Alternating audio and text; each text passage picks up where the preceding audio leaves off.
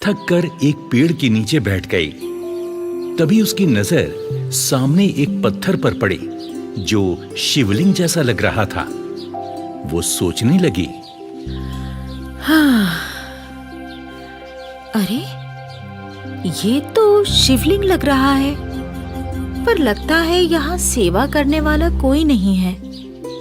अरे ये तो भोलेनाथ का रूप है, मैं इनकी सेवा करूंगी। भोलेनाथ बहुत जल्दी प्रसन्न हो जाते हैं। कल से रोज सुबह काम पर जाने से पहले इनकी पूजा करूंगी। अगर भोलेनाथ प्रसन्न हो गए तो मेरा भी जीवन बदल जाएगा। ये सोचकर गीता उठी, शिवलिंग के पास पहुंची, उसके आगे मत्था टेका और अपने घर चली गई। अगली सुबह नहा धोकर गीता घर से निकली और जैसा कि उसने सोचा था, शिवलिंग के पास गई, उस पर जल चढ़ाया, फूल चढ़ाए, प्रार्थना की, मत्था टेका और काम पर चल दी। गांव शकरपुर की रहने वाली गीता एक अनाथ लड़की थी। गरीब थी, इसलिए मेहनत मजदूरी के सिवा कोई रास्ता नहीं था।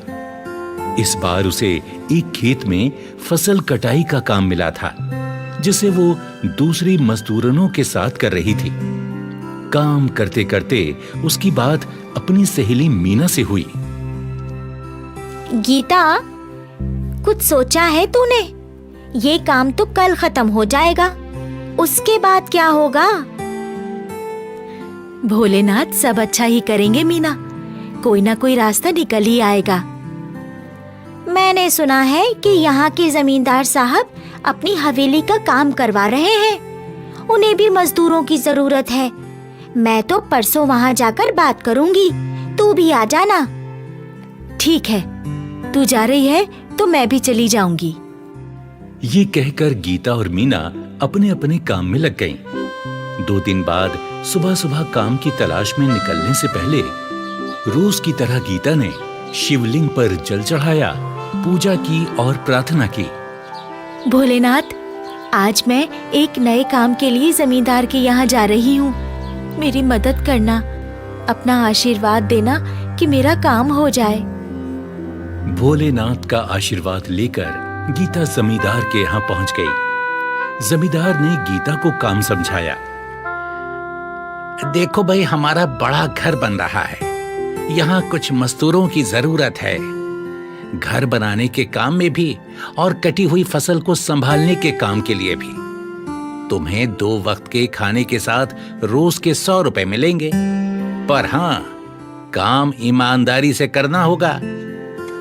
जी सरकार, मैं पूरी ईमानदारी और पूरी मेहनत से काम करूंगी। जमींदार ने गीता को काम पर रख लिया। गीता अपनी सहेली मीना और दूसरे मजदूरों के साथ मिलकर काम करने लगी। कभी ईंटें उठाना, कभी गारा मिट्टी मिलाना, कभी गोदाम में जाकर फसलों को ठीक से रखना। कई दिनों तक ऐसे ही काम चलता रहा। गीता खुश थी कि खाने को तो मिल ही रहा है, जब काम खत्म होगा तो इकट्ठे पैसे मिल जाएंगे और वो उसके काम आएंगे। वो भोलेनाथ से भी अपनी खुशी को बताती है। भोलेनाथ, आपकी कृपा से अच्छा काम मिल गया है, मेरे अच्छे पैसे बन जाएंगे। मैंने तो सब तय कर लिया है। जो पैसे मिलेंगे उनमें पहले तो घर की छत बनवाऊंगी, बाकी पैसे संभाल कर रखूंगी। अगर आगे चलकर कोई काम ना मिला तो अपना ही कुछ काम कर लूंगी। मेरी माँ भी सब्जियां बेचा करती थी, मैं भी वही कर लूंगी। बस ऐसे ही अपनी कृपा बनाए रखना भोलेनाथ। जय भोलेनाथ। ये कहकर गीता ने शिवलिंग के आगे मत्था टेका और काम पर चल दी। आखिर एक दिन काम खत्म हो ही गया। उस दिन गीता बहुत खुश थी।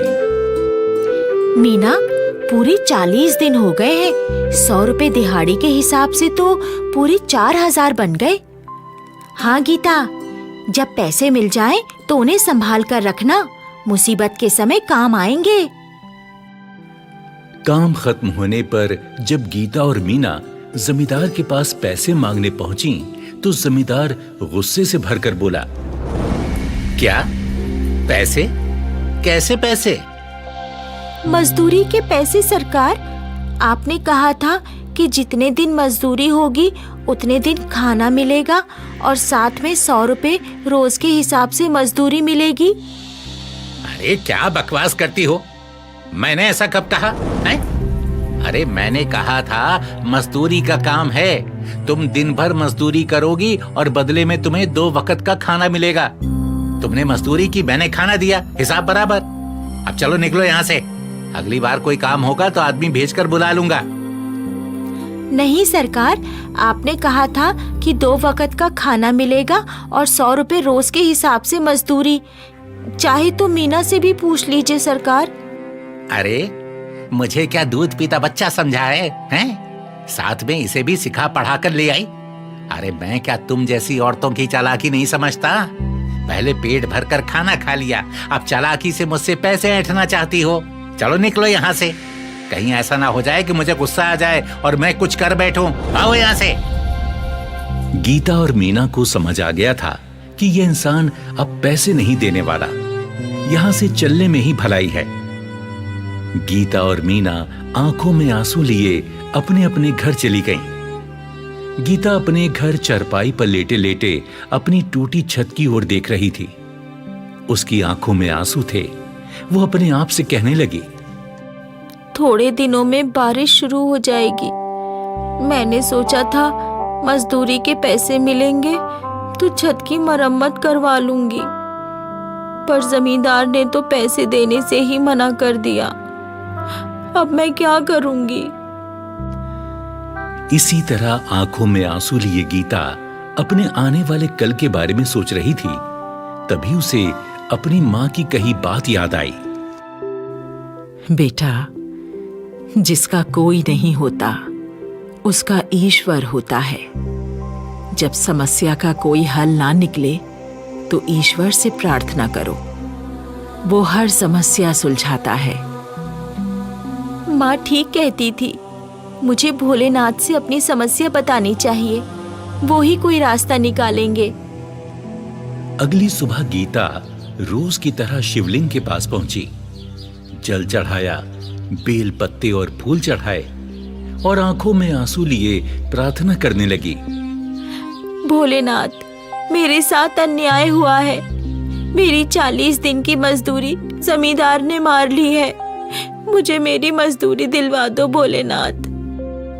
रोते रोते गीता ने अपना सिर भोलेनाथ के आगे टिका दिया। तभी गीता के कानों में आवाज पड़ी, उठो पुत्री।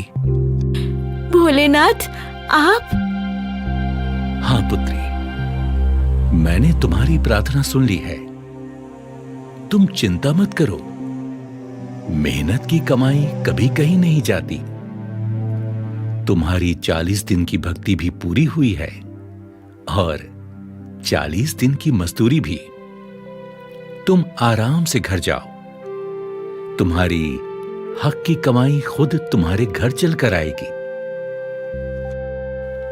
गीता ने अपने आंसू पोंछे और चेहरे पर मुस्कान लिए घर वापस आ गई। उधर जमींदार अपनी तिजोरी में नोट गिन गिन कर रखे जा रहा था।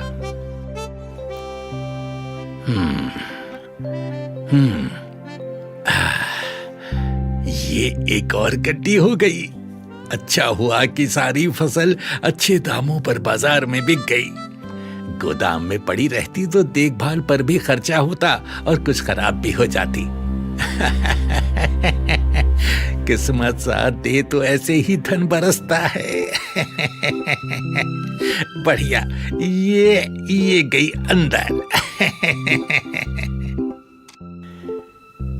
ये कहकर जमींदार ने तिजोरी का दरवाजा बंद किया और खुशी से सीटी बजाता बाहर की ओर चला। तभी उसकी बेटी सुवेला अंदर आई। पिताजी, पिताजी, पिताजी, मुझे कुछ पैसे चाहिए। बहुत दिन हो गए, मैंने अपने लिए कुछ नए कपड़े नहीं खरीदे और मुझे कान के बुंदे भी लेने हैं। मुझे कुछ पैसे दीजिए ना। हाँ, क्यों नहीं, क्यों नहीं। अपनी बेटी के लिए पैसों की क्या कमी है, अभी देता हूँ, रुक जाओ। जमींदार ने अपनी कमर में खूंसी हुई चाबी निकाली और तिजोरी खोली और एक गड्डी उठाई। ये क्या? ये तो कोरे कागज के टुकड़ों की गड्डी लगती है। ये क्या हो गया? ये कैसे हो सकता है? जल्दी से उसने वो गड्डी फेंकी और दूसरी गड्डियां देखने लगा, पर सारी गड्डियां वैसी ही थी। एक एक कर उसने सारी गड्डियां फेंक दी। कमरे में चारों ओर सफेद कागज के टुकड़े फैल गए।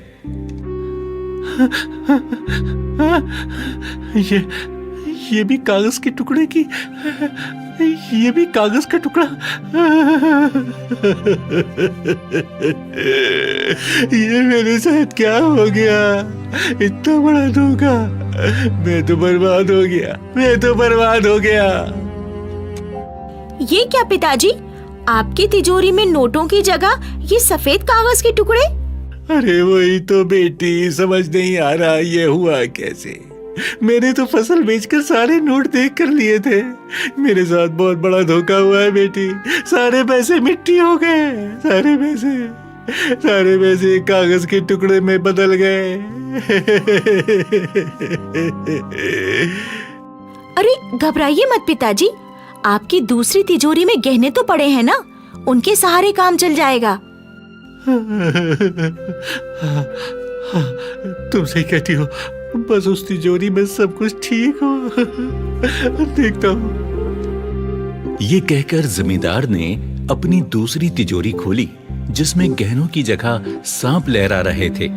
जमींदार की बेटी ये देखकर चीख मारकर बाहर की ओर दौड़ी। सांप! सांप! पिताजी, सांप! जमींदार ने अपने डर पर काबू पाते हुए झट से तिजोरी का दरवाजा बंद किया और वो बुरी तरह से रोने लगा।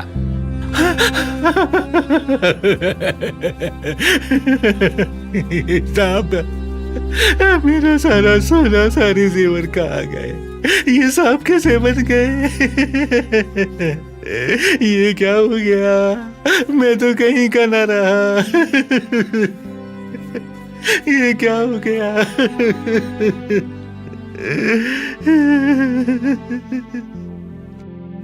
रोते रोते जमींदार की नजर अपने सामने दीवार पर लगी भोलेनाथ की तस्वीर पर गई।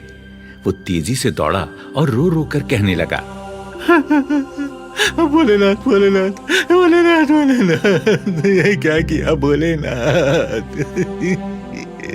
मैं तो पूरी तरह बर्बाद हो गया। अपने भक्त के साथ ऐसा करना आपको शोभा देता है क्या?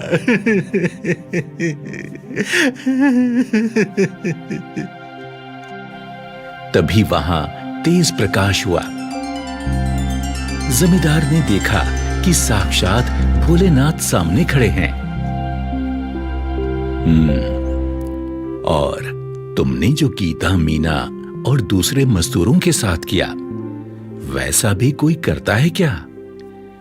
दूसरों का हक मारकर कभी कोई नहीं पनपता। उसके सारे पैसे किसी न किसी बहाने पानी में बह जाते हैं, उसके काम नहीं आते। मुझसे बड़ी भूल हो गई भोलेनाथ। मुझसे बड़ी भूल हो गई। आप मुझे आदेश दें, आप जैसा कहेंगे मैं वैसे ही करूंगा भोलेनाथ।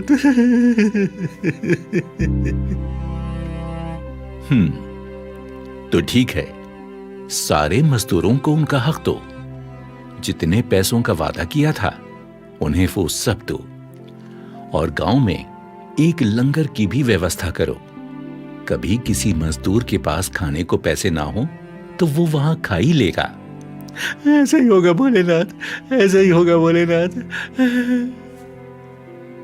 तो जाओ, देखो तुम्हारा धन पहले जैसा हो गया है। ये सुनते ही जमींदार ने कागज के टुकड़ों की ओर देखा जो फिर से नोट बन चुके थे। उसने जल्दी से सबको तिजोरी में रखा। दूसरी तिजोरी खोलकर देखा तो उसमें पहले की तरह जेवर भरे हुए थे। जमींदार ने गीता और दूसरे मजदूरों को बुलाकर उनकी मजदूरी दी और गांव में एक लंगर का भी इंतजाम किया। गीता ने अपनी छत मरम्मत करवा ली थी और अपनी सब्जी की रेहड़ी लेकर बेचने जाने से पहले वो शिवलिंग की पूजा अवश्य करती, जल चढ़ाती और एक सब्जी भी अर्पित करती। हे भोलेनाथ, मेरी अच्छी कमाई करवाना और आशीर्वाद देना कि मेरी कमाई में बरकत भी हो। और फिर सब्जी बेचने चल देती। सब्जी ले लो, सब्जी, ताजा हरी हरी सब्जी।